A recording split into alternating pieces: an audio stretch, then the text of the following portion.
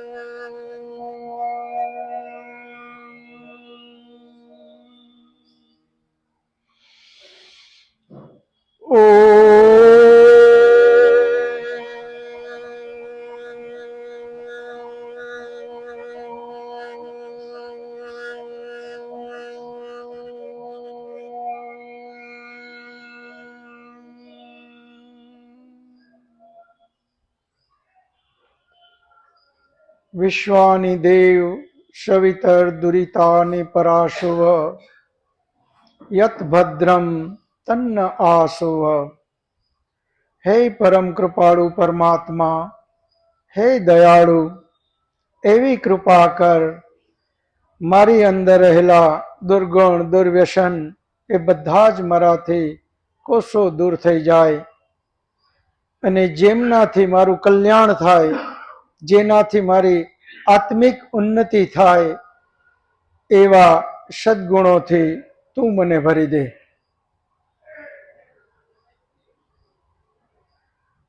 સૃષ્ટિ સંવત 1,96,53,125 વર્ષ, વિક્રમ સંવત 2081,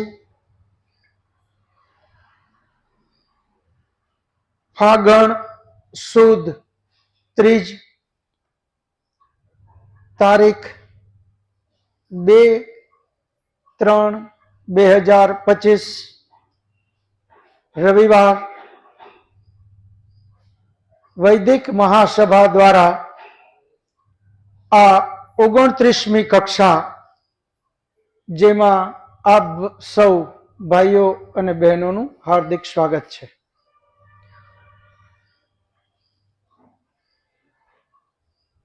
ગયા રવિવારે આપણે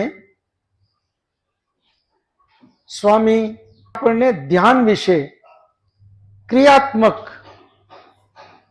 કઈ રીતે ધ્યાન કરવું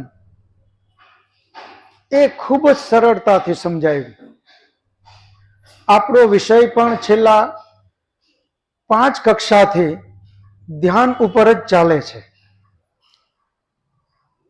અને એટલા માટે જ્યારે સ્વામીજીએ મને પૂછ્યું કે અહીંયા હું શેના ઉપર વાત કરું, એટલે આપણે એમને ધ્યાનની જ વાત કરી કે ધ્યાનનો ક્રમ અમારો કન્ટિન્યુ છે અને તમે ધ્યાન વિષય ઉપર જ અમને વાત કરો, જ્ઞાન આપો.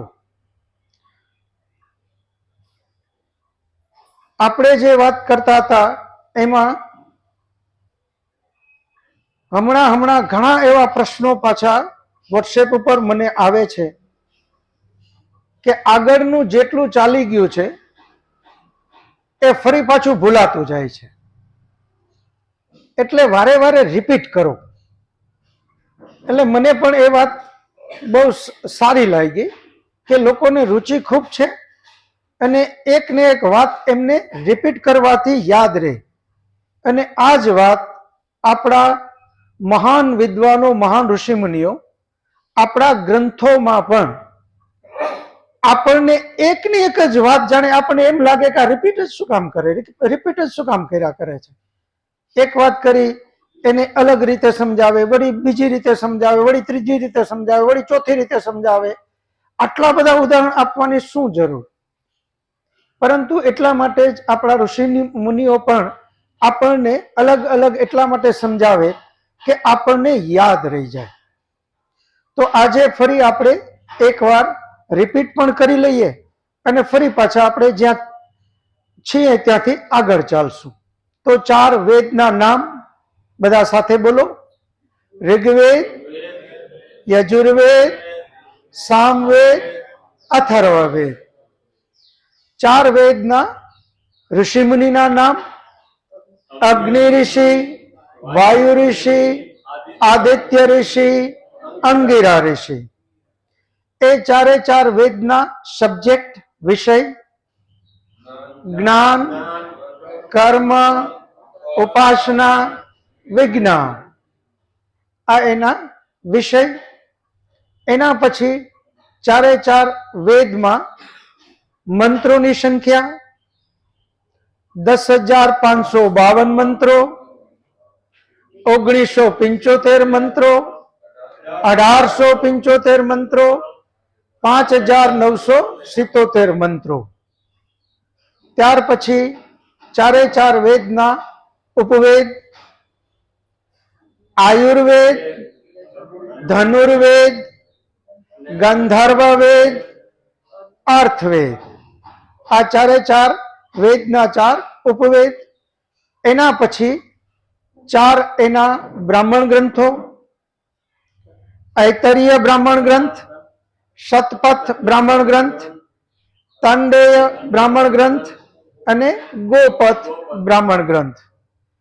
એ ચાર બ્રાહ્મણ ગ્રંથ પછી વેદના 6 અંગ: શિક્ષા, કલ્પ, નિરુક્ત, જ્યોતિષ, છંદ અને વ્યાકરણ.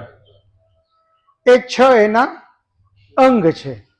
એ 6 અંગ પછી એના 6 ઉપાંગ, જેને આપણે દર્શન શાસ્ત્રો કહીએ છીએ: યોગ દર્શન, સાંખ્ય દર્શન, ન્યાય દર્શન, વૈશેષિક દર્શન, મીમાંસા દર્શન અને વેદાંત દર્શન. આ 6 દર્શન શાસ્ત્રો છે, જેને આપણે શઠ દર્શન કહીએ છીએ. અને 6 દર્શન શાસ્ત્રોના 6 ઋષિમુનિ છે. યોગ દર્શન પતંજલિ ઋષિ, સાંખ્ય દર્શન કપિલ ઋષિ, ન્યાય દર્શન ગૌતમ ઋષિ, વૈશેષિક દર્શન કણાદ ઋષિ, મીમાંસા દર્શન જૈમિની ઋષિ, વેદાંત દર્શન વ્યાસ ઋષિ. આ એમના ઋષિમુનિ છે. અને ત્યાર પછી ક્રમમાં આવે છે ઉપનિષદ. આપણા ઋષિમુનિઓએ જેમને માન્યતા આપી છે એવા 11 ઉપનિષદ છે. ઈશો ઉપનિષદ, કેનો ઉપનિષદ, કઠો ઉપનિષદ, પ્રશ્ન ઉપનિષદ, મુંડકો ઉપનિષદ, માંડુક્યો ઉપનિષદ, ઐતરીય ઉપનિષદ, તૈતરીય ઉપનિષદ, બૃહદારણ્યક ઉપનિષદ, શ્વેતાશ્વતરો ઉપનિષદ અને છાંદોગ્ય ઉપનિષદ. આ આપણા 11 ઉપનિષદ છે. ઓમ તો ઉપનિષદની સંખ્યા ઘણી વધારે છે, પરંતુ જે આપણા ઋષિમુનિઓએ માન્યતા આપી છે, જેને વૈદિક ઉપનિષદ કહી શકાય, એવા 11 ઉપનિષદ છે. તો વેદના નામ આપણે ક્રમમાં યાદ રાખશું. ઋગ્વેદ બોલો, યજુર્વેદ, સામવેદ, અથર્વવેદ. આ આડાવડા નહીં યાદ રાખીએ એટલા માટે કે આ ક્રમમાં બોલશું તો જ એની સામે એના ઋષિમુનિ, એના મંત્રોની સંખ્યા, કયા વેદમાં કયો વિષય, કયા વેદનો કયો ઉપવેદ, એ બધું આપણે કોઠાના રૂપમાં લખી શકશું. તો પેલો ઋગ્વેદ, યજુર્વેદ, સામવેદ, અથર્વવેદ. આ 4 વેદ. ચારે ચાર વેદના અલગ અલગ 4 ઋષિમુનિ. ઋગ્વેદ અગ્નિ ઋષિ, યજુર્વેદ વાયુ ઋષિ, સામવેદ આદિત્ય ઋષિ, અથર્વવેદ અંગિરા ઋષિ. આ એમના ક્રમમાં આપણે બોલીએ. અગ્નિ ઋષિ, વાયુ ઋષિ, આદિત્ય ઋષિ, અંગિરા ઋષિ. એના પછી એના વિષય આવશે. ઋગ્વેદ જ્ઞાન, યજુર્વેદ કર્મ, સામવેદ ઉપાસના, અથર્વવેદ વિજ્ઞાન. જ્ઞાન, કર્મ, ઉપાસના, વિજ્ઞાન. ત્યાર પછી આવશે એના ઉપવેદ. ઋગ્વેદ, આયુર્વેદ, યજુર્વેદ, ધનુર્વેદ, સામવેદ, ગંધર્વવેદ, અથર્વવેદ, અર્થવેદ. આ એના 4 ઉપવેદ છે. આયુર્વેદ, ધનુર્વેદ, ગંધર્વવેદ, અર્થવેદ. 4 વેદ, એના 4 ઉપવેદ. ત્યાર પછી આપણે બ્રાહ્મણ ગ્રંથ, મંત્રોની સંખ્યા વચ્ચે ભૂલાઈ ગઈ. મંત્રોની સંખ્યા. ઋગ્વેદ 10,552 મંત્રો, યજુર્વેદ 1975 મંત્રો, સામવેદ 1875 મંત્રો, અથર્વવેદ 5,977 મંત્ર. તો 4 વેદમાં સૌથી મોટો વેદ કયો? ઋગ્વેદ. એના પછી બીજો નંબર અથર્વવેદ, ત્રીજો નંબર યજુર્વેદ અને ચોથો નંબર સૌથી નાનો સામવેદ. એ સૌથી નાનો છે. આ એના મંત્રોની સંખ્યા.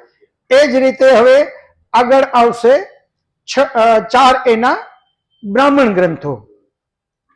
ઋગ્વેદ ઐતરીય બ્રાહ્મણ ગ્રંથ, યજુર્વેદ સતપથ બ્રાહ્મણ ગ્રંથ, સામવેદ તાંડેય બ્રાહ્મણ ગ્રંથ, અથર્વવેદ ગોપથ બ્રાહ્મણ ગ્રંથ.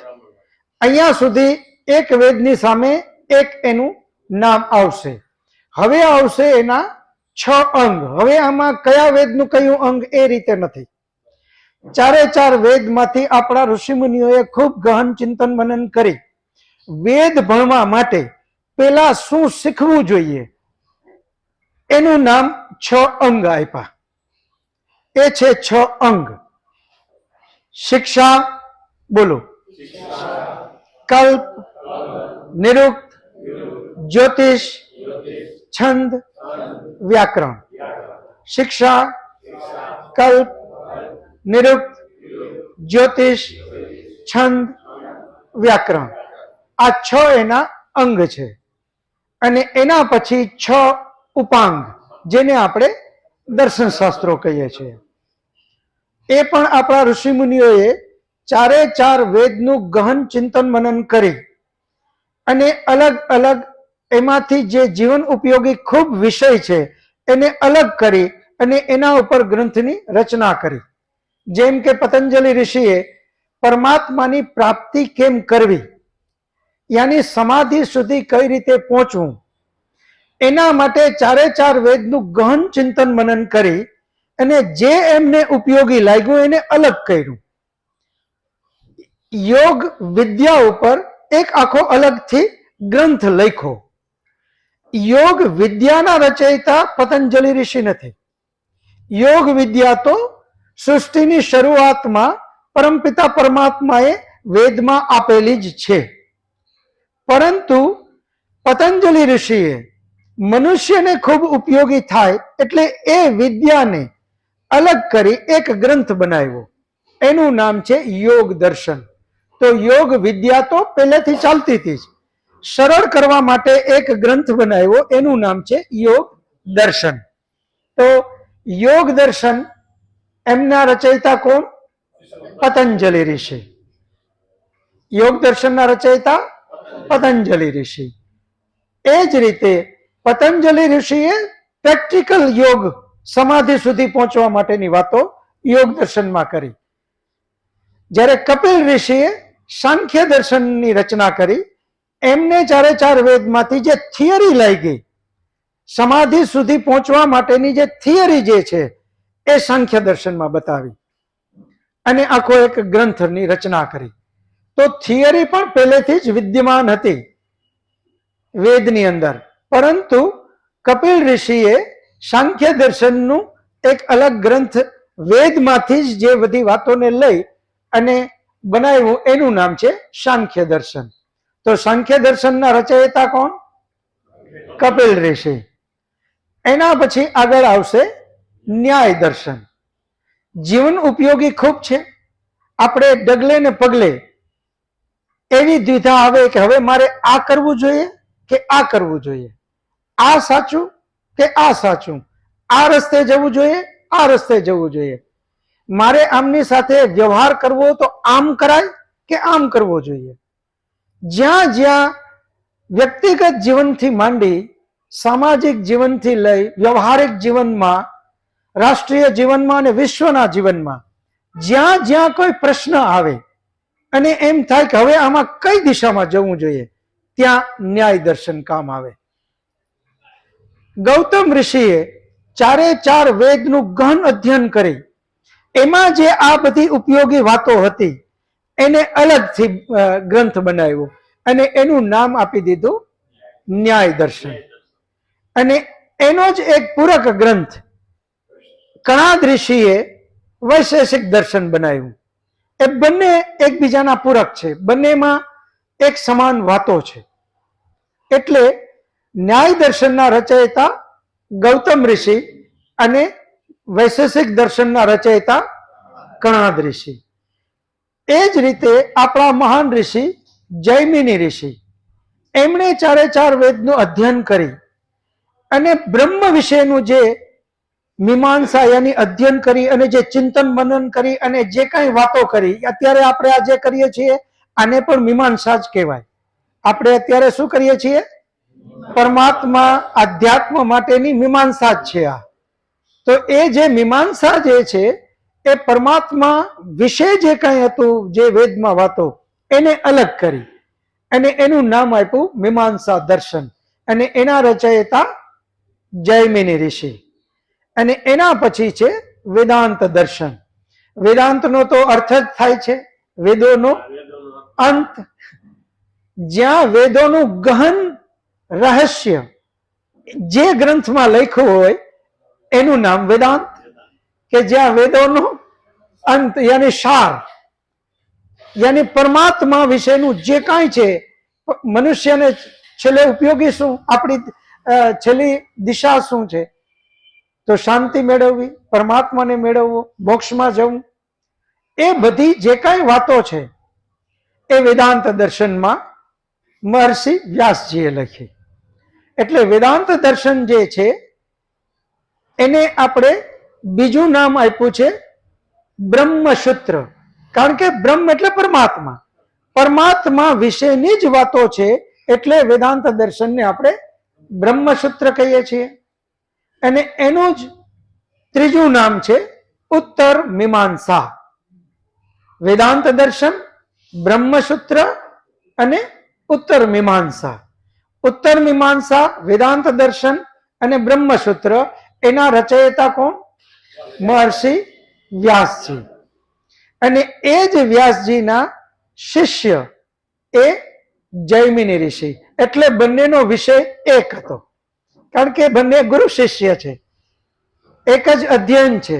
બંને વેદોનું અધ્યયન કરી અને એમાંથી આ જ વસ્તુ જે બ્રહ્મ માટેની વાત હતી એને અલગ લીધી અને એનું નામ બ્રહ્મસૂત્ર અથવા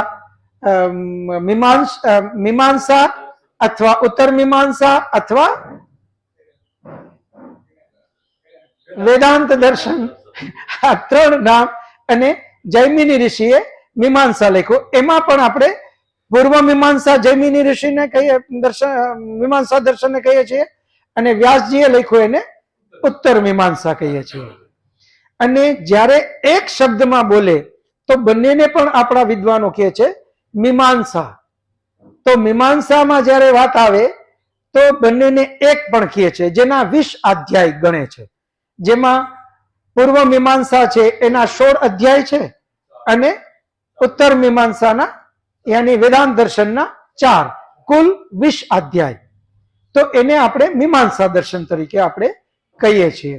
તો અહીંયા સુધી આપણે આ સિલેબસ અને પછી આવશે ઉપનિષદ, જેને આપણે 11 ઉપનિષદ કહીએ છીએ.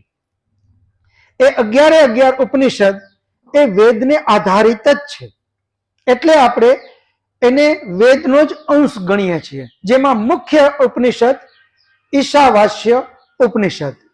મુખ્ય ઉપનિષદ કયો? ઈશાવાસ્ય ઉપનિષદ. એ યજુર્વેદનો 40મો અધ્યાય છે. ઈશાવાસ્ય ઉપનિષદ શું છે? યજુર્વેદનો 40મો અધ્યાય. યજુર્વેદનો 40મો અધ્યાય મનુષ્ય જીવન માટે ખૂબ જ ઉપયોગી છે. એટલે આપણા ઋષિ મુનિઓએ એ યજુર્વેદના 40મા અધ્યાયને જુદો કર્યો કે કદાચ 4 વેદનું અધ્યયન ન કરી શકે તો મનુષ્યો માટે સરળતા પડે, એટલે એ અધ્યાયને જુદો કરી એનું નામ આપ્યું ઈશાવાસ્ય ઉપનિષદ. એ છે શું? યજુર્વેદનો 40મો અધ્યાય, જેમાં માઇનર બદલાવ છે, મામૂલી બદલાવ એમાં અમુક મંત્રોમાં છે, બાકી બધા જ મંત્રો સમાન લીધા છે. એટલે આપણે એને ઈશાવાસ્ય ઉપનિષદ કહીએ છીએ, જે વેદનો જ એક ભાગ છે. અને એ જ વેદનો મુખ્ય ઉપનિષદ ઈશાવાસ્ય ઉપનિષદને સમજાવવા માટે, સરળ કરવા માટે આપણા ઋષિ મુનિઓએ એક કથાના રૂપમાં અલગ અલગ ઉપનિષદો બનાવ્યા અને એને સમજાવ્યા. એ છે માત્ર પેલા ઉપનિષદના 10 ઉપનિષદ પૂરક છે. ઈશાવાસ્ય ઉપનિષદના બધા પૂરક છે, જેમાંથી એક વાતને લઈ અને આખો એક અલગ ઉપનિષદ બનાવ્યો અને એનું અલગ અલગ નામ આપી દીધું. કેનો ઉપનિષદ, કઠો ઉપનિષદ. વેદની અંદરમાં ક્યાંય કથાના રૂપમાં કોઈ સ્ટોરી નથી, ત્યાં માત્ર સિદ્ધાંતો છે, જે કદાચ આપણને સમજવામાં થોડી વધારે અધ્યયન કરવું પડે. એટલા માટે આપણા ઋષિ મુનિઓએ કથાના રૂપમાં, સ્ટોરીના રૂપમાં અમુક ઉપનિષદો બનાવ્યા. જેમ કે ગઈકાલે ભરતભાઈ મારી પાસે આવ્યા તો એણે વાત કરી કે ભાઈ કઠો ઉપનિષદ એ કથાના રૂપમાં કઈ રીતે, તો એમણે આપેલું યમાચાર્ય અને એની આખી એક જે વાત છે, એક યજ્ઞ કરે, એમાં રાજા યજ્ઞ કરે છે અને ગાયોને, વૃદ્ધ ગાયોને દાન આપે, એટલે એક વિચાર આવે બાળકને અને એ બાળક તરત જ પ્રશ્ન કરે પિતાને એ કે હે પિતાજી, તમે આવો શું કામે યજ્ઞ કરો છો અને યજ્ઞ કરીને આવી ગાયો શું કામે આપો છો, કે જે વૃદ્ધ છે. એટલે એ એના પિતા એ બાળક નચિકેતાને તરત જ કહે કે જા હવે તને દીધો. આવું એક કથાના રૂપમાં લઈ અને આપણને ખૂબ સરળતાથી સમજાવ્યું કે ભાઈ યજ્ઞ એટલે શું, દાન એટલે શું. આ બધું જ જે પેલો ઉપનિષદ છે એના જ પૂરક તરીકે આ બધા જ ઉપનિષદ છે. અને એમાં એ ઉપનિષદનું મહત્વ કરતા કરતા આપણને ત્યાં સુધી એ મહત્વ છે કે આપણા વિદ્વાનોએ એમ કીધું કે ભાઈ અધ્યાત્મના બધા ગ્રંથોમાં માની લ્યો કે આગ લાગી જાય અને માત્ર ઉપનિષદ બચી જાય તો પણ મનુષ્ય જીવનને જીવવા માટે પર્યાપ્ત છે. બધા ઉપનિષદોમાં આગ લાગે, એમાં એક ઉપનિષદ માત્ર બચી જાય, ઈશાવાસ્ય ઉપનિષદ, તો પણ મનુષ્ય જીવન જીવવા માટે પર્યાપ્ત છે.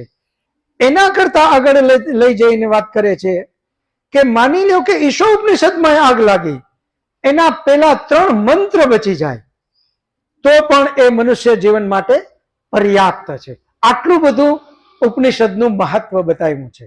અને એટલે જ જર્મનીના મહાન વિદ્વાન મેક્સ મુલર, એમણે એમના ગ્રંથમાં એમ લખ્યું છે કે જો મારા હાથમાં ઉપનિષદ ન આવ્યા હોત તો હું એક મહાન ચિંતક છું એવી ભ્રાંતિમાં મારું મૃત્યુ થયું હોત.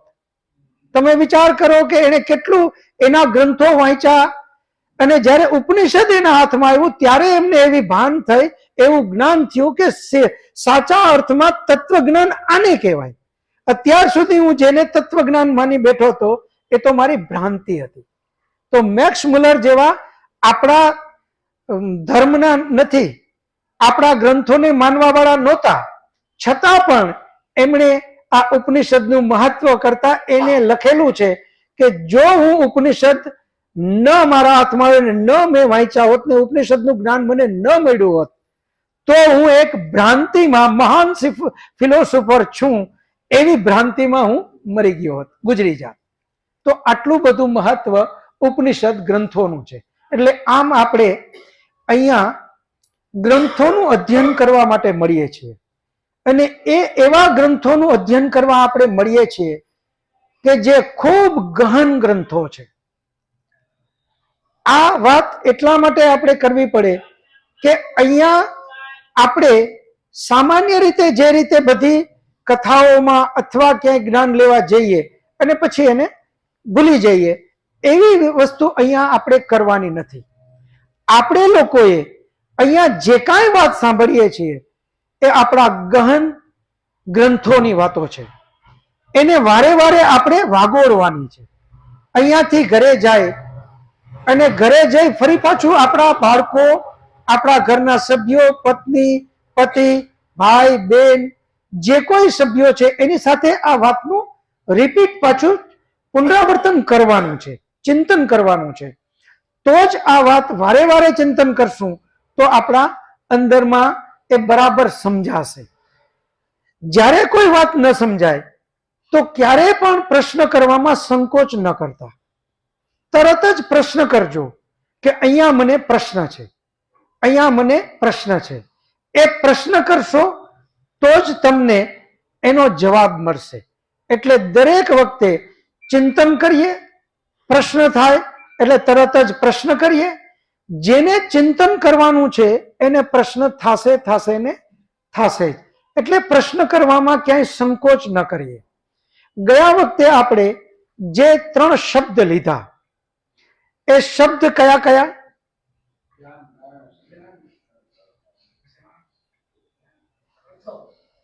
શબ્દ, અર્થ અને જ્ઞાન.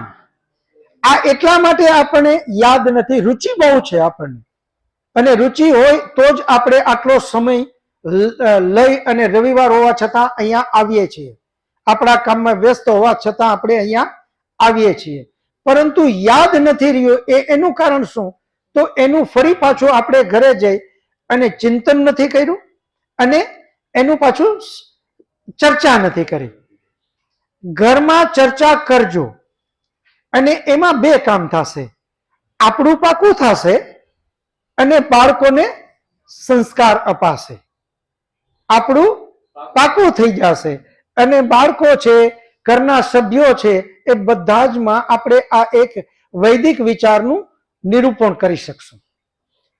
તો શબ્દ, અર્થ અને જ્ઞાન, જેની અંદરમાં આપણે 2 જે સ્ટેપ છે, 2 પગથિયા, શબ્દ અને અર્થ, એનો તો ખૂબ ઉપયોગ કરીએ છીએ.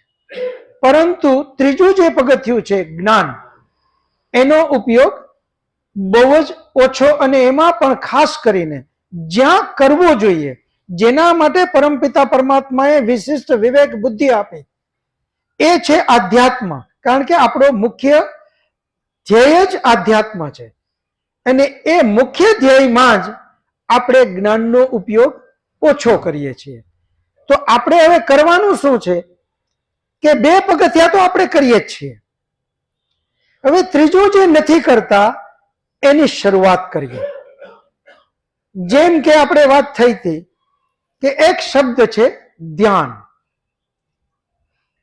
એ શબ્દને આપણે પકડો. પછી બીજો આવે અર્થ. એ ધ્યાન કઈ રીતે લગાવવું? તો આંખ બંધ કરી, પલોઠી જે રીતે વરાય, પદ્માસન, સુખાસન, જે રીતે આપણે એ રીતે કર્યું. પછી જે કોઈ ઈષ્ટને આપણે માનીએ છીએ એની છબી આપણી અંદરમાં લીધી અને એના નામનો અથવા તો એ રીતે જાપ કર્યો. આ અર્થ. હવે એ અર્થ પછી જે જ્ઞાનની વાત આવે છે એ આપણે ચૂકીએ છીએ. હવે આપણે એ જ્ઞાનને લઈને આગળ વધવાનું છે. જ્યાં આપણે ચૂકીએ છીએ એને લઈને આગળ વધવું છે. માની લ્યો કે હનુમાનજીની છબી મગજમાં લીધી.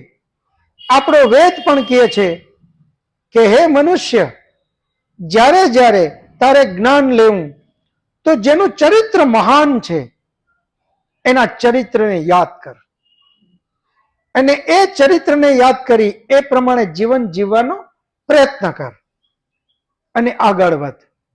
આપણે બે સ્ટેપ જે પગથિયા લઈએ છીએ, શબ્દ અને અર્થ, ધ્યાનમાં પણ બેઠા.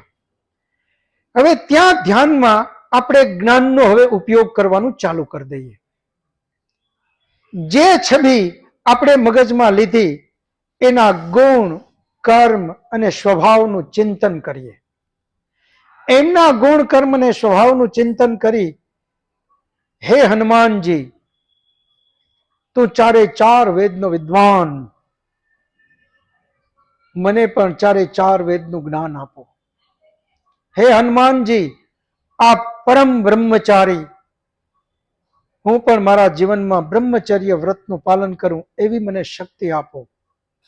હે હનુમાનજી, આપ મહાબલી, હે હનુમાનજી, મને પણ આપ બલિષ્ઠ બનાવો. હે હનુમાનજી, આપ મહાન વિદ્વાન, મને પણ વિદ્વતાથી પરિપૂર્ણ કરો. હે હનુમાનજી, આપ અસત્યનો ત્યાગ કરવા, રાવણના દરબારમાં પણ, રાવણની સામે પણ આપ એનો ત્યાગ કરી શકો, એનો તિરસ્કાર કરી શકો. હે હનુમાનજી, મને પણ આવી શક્તિ આપો કે હું સત્યને બરાબર સમજું, અસત્યને બરાબર સમજું, સત્યની સાથે રહું, અસત્યથી દૂર જાઉં. હે હનુમાનજી, આપે સીતાની શોધ કરી. હે હનુમાનજી, હું પણ સત્યની શોધ કરી શકું, આવું મને બળ અને બુદ્ધિ આપો. આમ માંગણી કરતા કરતા આ બધું શું કામે જોઈએ છે ત્યાં સુધી પહોંચીએ કે હે હનુમાનજી, મને આ એટલા માટે જોઈએ છે કે હું અસત્યથી દૂર જઈ, અત્યાચારથી દૂર જઈ, અવિદ્યાથી દૂર જઈ, સત્ય, વિદ્યા, નિષ્ઠા, આ જીવનની અંદરમાં જ્યાં જ્યાં સત્ય મળે, જ્યાં જ્યાં વિદ્યા મળે, એનાથી મને પરિપૂર્ણ કર, અને હું એના દ્વારા મારા કર્મને સુધારતો જાઉં, સુધારતો જાઉં, સુધારતી જાઉં, સુધારતી જાઉં, અને મારા જીવનને ઉચ્ચ કોટી ઉપર લઈ જાઉં, લઈ જાઉં, લઈ જાઉં.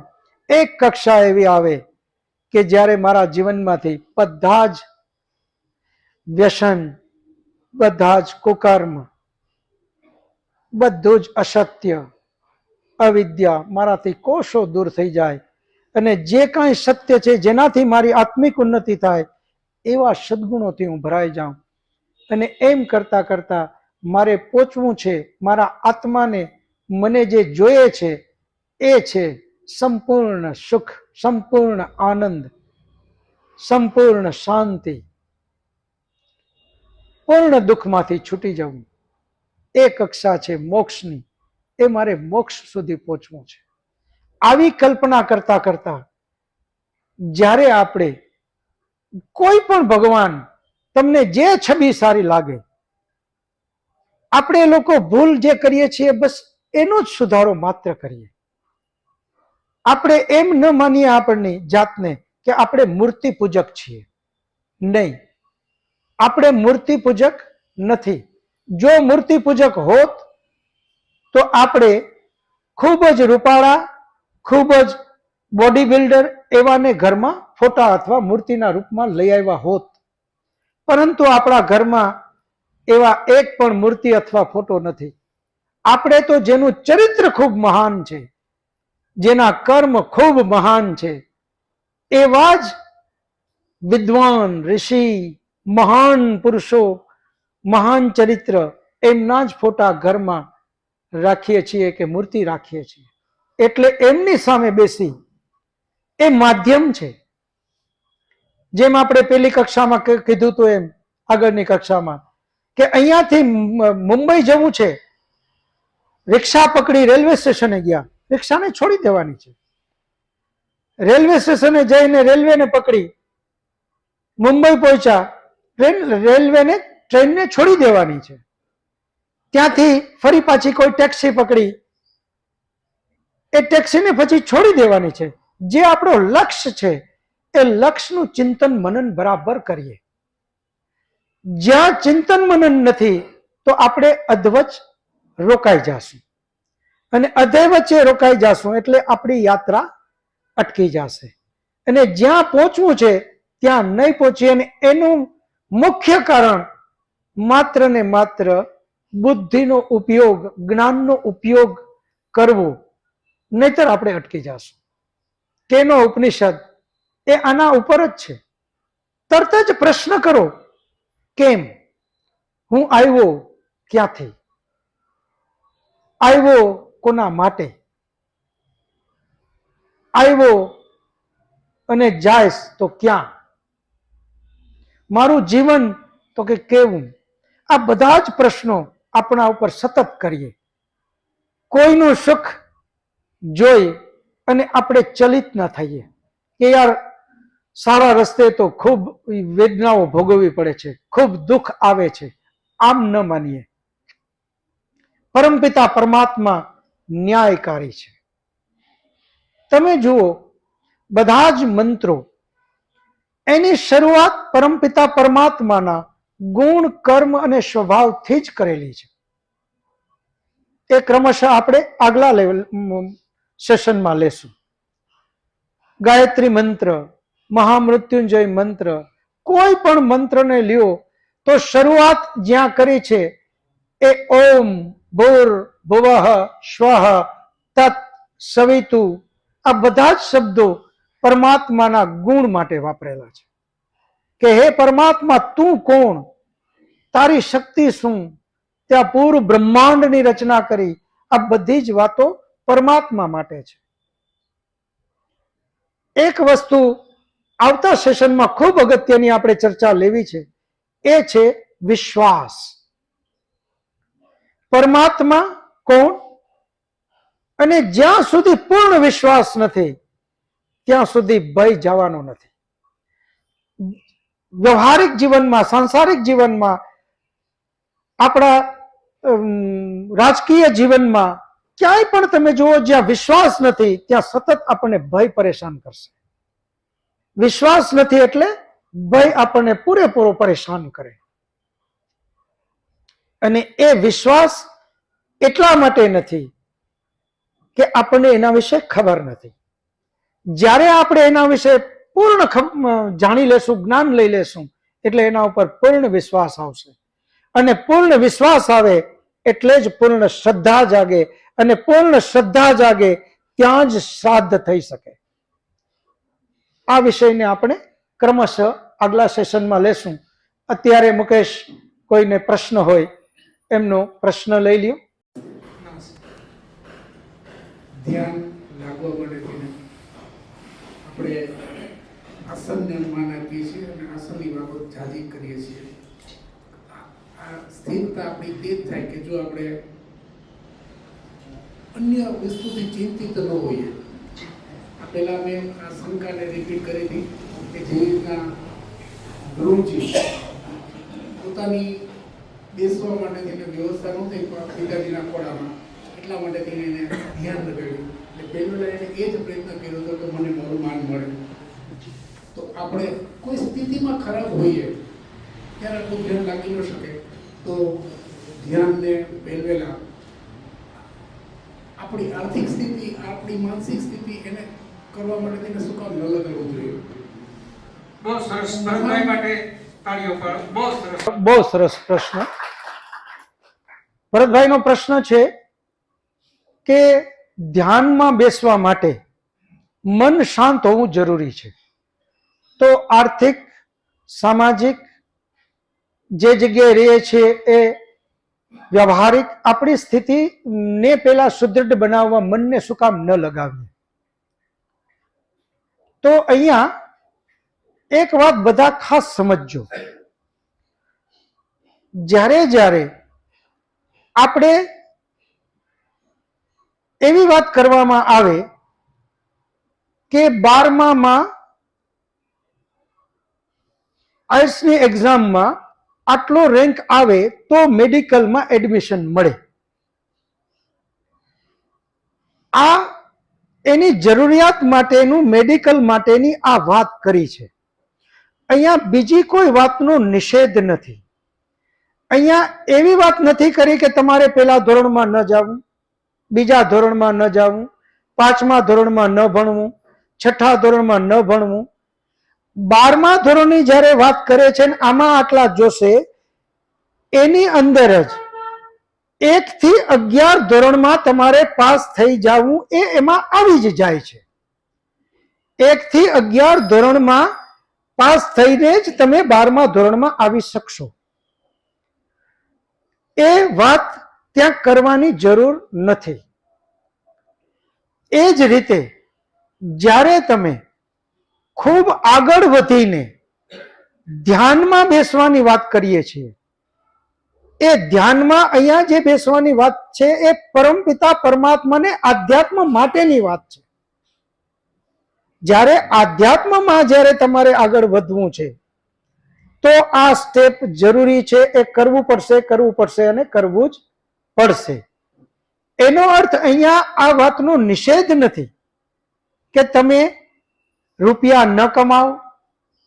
આપણો વેદનો યજુર્વેદનો 40મો અધ્યાય, જેને આપણા ઋષિમુનિએ અલગ કરી ઈશો ઉપનિષદ નામ આપ્યું, એનો પહેલો મંત્ર ઈશાવાસ્યમ ઇદમ સર્વમ યત ક્વિંચ જગત્યામ જગત તેન ત્યક્તેન ભુંજી થા મા ગૃદ કશ્યસ્વિત ધનમ. એ મંત્ર પછી બીજો તરત જ મંત્ર આપ્યો કુર્વન દેવે કર્માણી જીજી વિશે ક્ષતમ સમાહ એવં ત્વયી નાન્યતે તોસ્તિ ન કર્મ લિપ્યતે નરે. પેલા મંત્રમાં એમ કીધું કે આ બધું જ પરમપિતા પરમાત્માનું છે, અહીંયા તારું કંઈ જ નથી.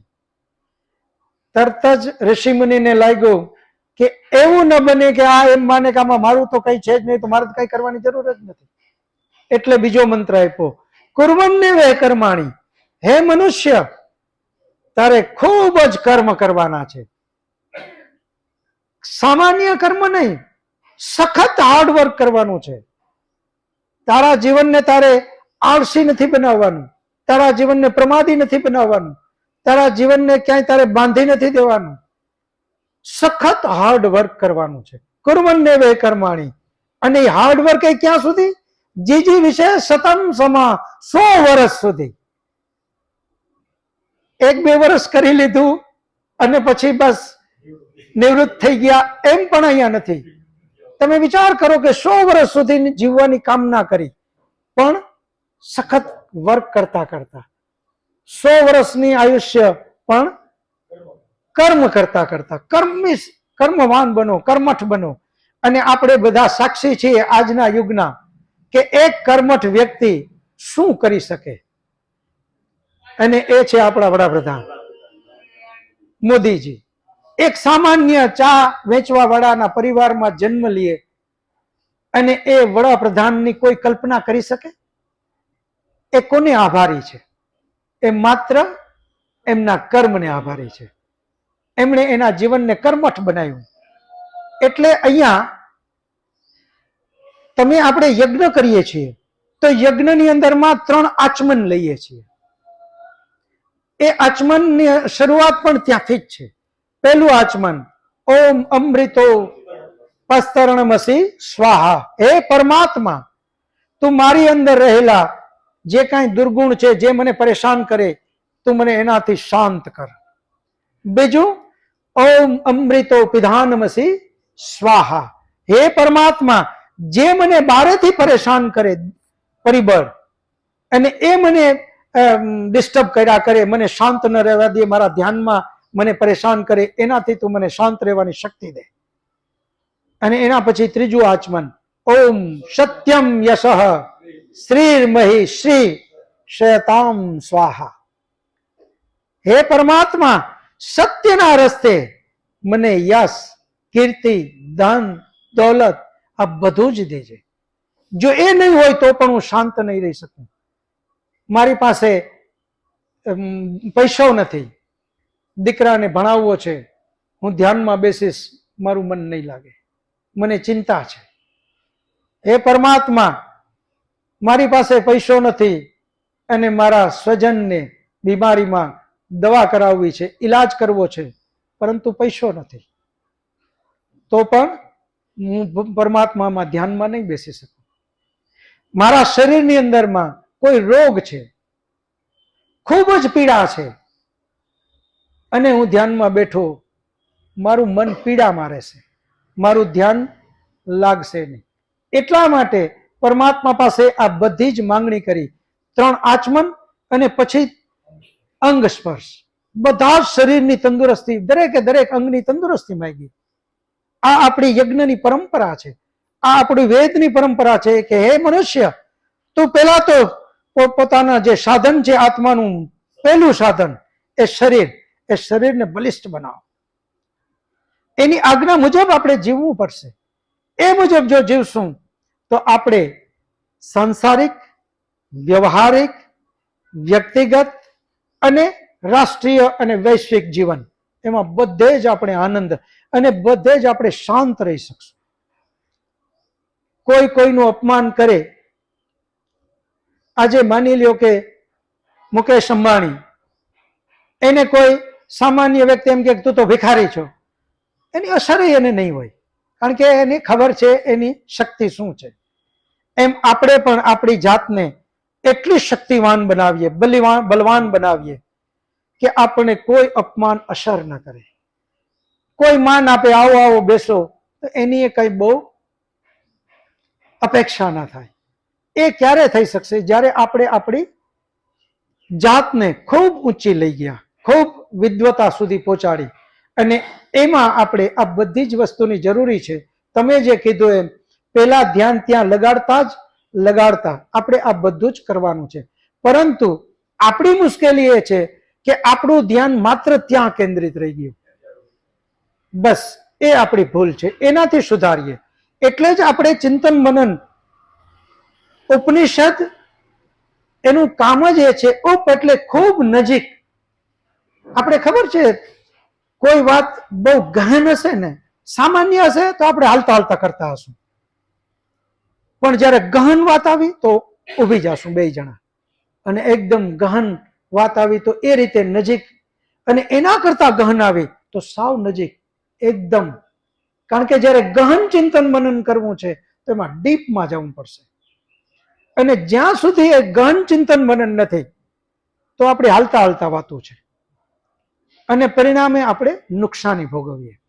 તો આપણે કરવાનું એ છે કે જ્યારે જ્યારે વ્યવહારિક જીવનમાં, સાંસારિક જીવનમાં જે કાંઈ જવાબદારીઓ છે એ બધી જ કરવાની છે, પરંતુ જે આપણું મુખ્ય લક્ષ્ય જે આધ્યાત્મ છે એને આપણે ગૌણ માની બેઠા. બસ આ ભૂલ કરીએ છીએ, એને આપણે ગૌણ ન માનીએ.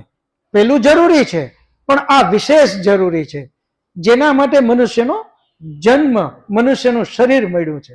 એ વિશેષને આપણે સાઈડમાં મૂકી અને જ્યારે જ્યારે આ જે સામે નજરે દેખાય એને પ્રધાન માની બેઠા, આને ગૌણ માન્યું, એટલે નુકસાની આવે છે. તો આપણે જીવનની અંદરમાં બધું જ કરવાનું છે, એને પણ આપણે મહત્વ દઈએ, પણ જેના માટે આપણો જન્મ થયો એને આપણે વધારે મહત્વ આપીએ, એને પ્રાધાન્યતા આપીએ, અને આપણા જીવનની અંદરમાં આપણે બધા જ કર્મ કરીએ તો જ આપણે સાચી રીતે સાધના કરી શકીએ. હરેશભાઈની પ્રેરણાથી આવેલો છું. કર્મના 3 પ્રકાર છે. પહેલો પ્રકાર છે પ્રારબ્ધ કર્મ, સંચિત કર્મ અને ક્રિયામાન કર્મ. બહુ સરસ. કૌટિલ્યભાઈ માટે બધા તાળીઓ. અને કર્મની શ્રેષ્ઠ અવસ્થા છે નિષ્કામ કર્મ. ચોથું છે નિષ્કામ. બિલકુલ. સૌથી પહેલા આપણે એ જોઈએ કે ક્રિયામાન કર્મ એટલે શું. જે આપણે વર્તમાનમાં કરીએ છીએ એને આપણે બીજા સ્ટેપમાં રાખીએ એટલે બીજા કોઈને એમણે આ ચાર આપણને કીધા. પહેલું ક્રિયામાં, બીજું સંચિત, ત્રીજું પ્રારબ્ધ અને ચોથું નિષ્કામ. હવે આના વિશે કોઈને ખ્યાલ છે કે ક્રિયમાણ કોને કહેવાય, સંચિત કોને કહેવાય, પ્રારબ્ધ કોને કહેવાય અને નિષ્કામ કોને કહેવાય? વિષ્ણુભાઈ પેલાનો જવાબ આપજો. ક્રિયમાણ કર્મ એટલે શું? બહુ સરસ. નમસ્તે. નમસ્તે. ક્રિયામાન કર્મ એટલે આપણે જે કંઈ અત્યારે કરી રહ્યા છીએ તે બધા કર્મો અને જે કંઈ આપણા પારમાર્થિક કર્મો છે એમને પણ એમાં લઈ શકીએ. બહુ સરસ. વિષ્ણુભાઈ. વિષ્ણુભાઈ માટે તાળીઓ પાડો. ક્રિયમાણ કર્મ એટલે અત્યારે જે કાંઈ કર્મ કરીએ છીએ અને એનું ફળ અત્યારે ને અત્યારે મળી જાય એનું નામ ક્રિયમાણ કર્મ. એવું હવે કર્મ વિશે કયો જોઈએ? ક્રિયમાણ કર્મ નો એક ઉદાહરણ આપવો જોઈએ કે ભાઈ ક્રિયમાણ કર્મ જે કર્મ આપણે અત્યારે જ કરીએ અને અત્યારે એનું ફળ મળી જાય. પણ ખબર નથી. આપણે જાણીએ છીએ કે આ ખાડો છે છતાં એની અંદર પડીએ અને જે આપણને વાગે એ કર્મ ક્રિયામાન.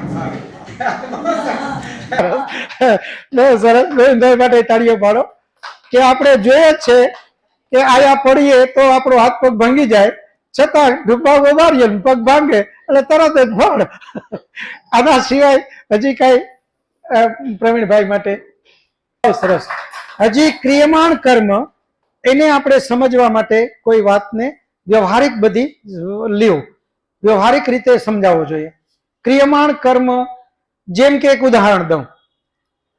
આપણે લોકોએ રસોઈ બનાવી અને એ રસોઈ બનાવીને આપણે બધા જમ્યા. એ રસોઈ બનાવીને તરત જ ફળ આવી ગયું ને? આપણે મહેનત કરી અને ત્યારે ને ત્યારે જમી લીધું એટલે આથી શું થયું? ક્રિયમાણ કર્મ. ત્યારે ને ત્યારે ફળ મળી ગયું.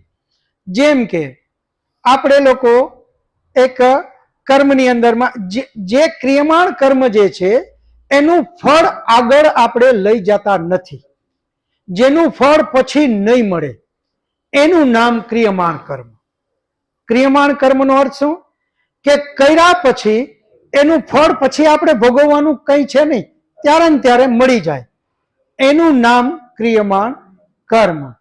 અહીંયાથી આપણે ઓફિસ જવું છે, મોટરસાયકલ લઈ અને કર્મ કર્યું, ઓફિસે ગયા, પહોંચી ગયા, વાત પૂરી થઈ ગઈ. એ કર્મનું ફળ આપણે ઓફિસે પહોંચવાના રૂપમાં આપણને મળી ગયું. આપણે શરીરમાં લાગ્યું કે આજે થોડી સુસ્તી, થોડું પસીનો, નાહી લીધું એટલે આપણને સરસ ફ્રેશ થઈ ગયા, એમાં સરસ સુગંધ ફરી પાછી ચાલુ થઈ ગઈ. એ ક્રિયમાણ કર્મ. આપણે અત્યારે ભણવા ગયા, હવે થોડુંક લાંબુ લઈ જાય. આપણે ભણવા ગયા, વર્ષ પૂરું થયું, પરીક્ષા આપી અને પરિણામ આવ્યું, તરત જ પૂરું. એના પછી ભવિષ્યમાં એનું કઈ ફળ મળશે નહીં. એ ભણવામાં ધ્યાન જેટલું દીધું એટલું આપણને ફળ મળી ગયું. એ ફળ મળી ગયું તરત જ, એટલે ક્રિયમાણ કર્મ છે. આનું નામ જાણે કે આને સહેલાઈથી સમજવા માટે કર્મ કર્યા પછી બહુ એની લાંબી ફળની રાહ જોવાની નથી. તરત જ આપણામાં એક કહેવત છે ને કે આપણે શું, તરત દાન ને મહા પુન. આનું નામ ક્રિયમાણ કર્મ. તરત જ દાન અને મહા પુન, આનું નામ ક્રિયમાણ કર્મ. એ પછી આગળ કઈ લઈ જવાની વાત નથી. આવા બધા જ કર્મને તમે સમજો. આપણે નોકરી કરીએ છીએ, મહિને એનો પગાર લઈ લીધો, ફળ મળી ગયું, વાત પૂરી. હવે એ ભવિષ્યમાં પાછું આવતા જન્મમાં એ કઈ નથી આવવાનું. હા, એમાં આવશે કયું? જેટલું તમે નિષ્ઠાથી વધારે કર્મ કરો છો તો એ આપણા બેલેન્સમાં જમા થશે. નિષ્ઠાથી નથી કરતા તો આપણા પાપમાં જમા થશે. લાંચ લઈએ છીએ, ને કર્મ કરીએ છીએ, જવાબદારી આપણી છે, પર એનું આપણે મહેનતાણું મળે જ છે. છતાં પણ આપણે વધારાનું જે આવ્યો વ્યક્તિ એમની પાસેથી વધારાના રૂપિયા લીધા તો એનું પાપ આપણે કર્યું, એ આપણે ભવિષ્યમાં પાછું ભોગવવાનું છે. પરંતુ જે કર્મ કર્યું છે એની અંદરમાં તો આપણને મહેનતાણું મળી ગયું, એટલે તરત જ આપણે હમણાં 6 માસિક આપણી પરીક્ષાઓ હતી, બધાએ પરીક્ષા આપી, બધાને માર્ક્સ આપી દીધા અહીંયાથી, તો ફળ અપાઈ ગયું. હવે એનું ફળ ખાલી બાકી કયું? પ્રમાણપત્ર. જેટલા પાસ થયા છે એ બધાને પ્રમાણપત્ર આપવાનું બાકી છે. એ પ્રમાણપત્ર મળી જાય એટલે ફળ પૂરું. પછી તમે મને કહેશો કે હજી આનું કંઈક આપો, તો પછી એનું કઈ હોય નહીં. એ પ્રમાણપત્ર અપાઈ ગયું એટલે ફળ મળી ગયું. તો ક્રિયમાણ કર્મનો મતલબ જે કર્મ કર્યું એનું ફળ ત્યારે ને ત્યારે મળી જાય, આગળ આપણે ન જઈએ એનું નામ ક્રિયમાણ કર્મ. અને પછી આવશે આગલા વખતમાં હું તમારા પ્રશ્નો નહીં હોય તો આવા પ્રશ્નો હું કરીશ. આ બધી વાતો થઈ ગઈ છે એટલે તમે બરાબર આને પાછું ચિંતન કરીને આવજો. આજે આપણે શબ્દ, અર્થ અને જ્ઞાન એના વિશે વાત કરી, એના ઉદાહરણ તમે લઈને આવજો અને એ રીતે બધા આપણે આગળ કરશું. સમય સમાપ્ત થયો છે એટલે બધા શાંતિ પાઠ કરી અને પછી પ્રસાદ લઈને છૂટા પડશું. શાંતિ પાઠ.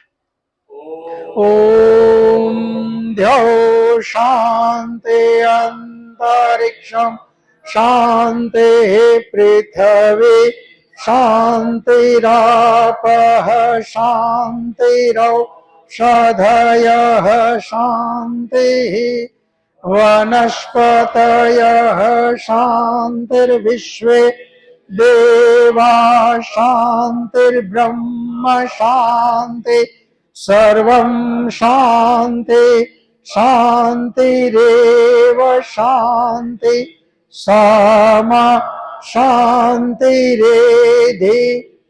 ઓમ શાંતિ શાંતિ શાંતિ. સર્વેભ્યો નમઃ. सबको सादर नमस्ते जी.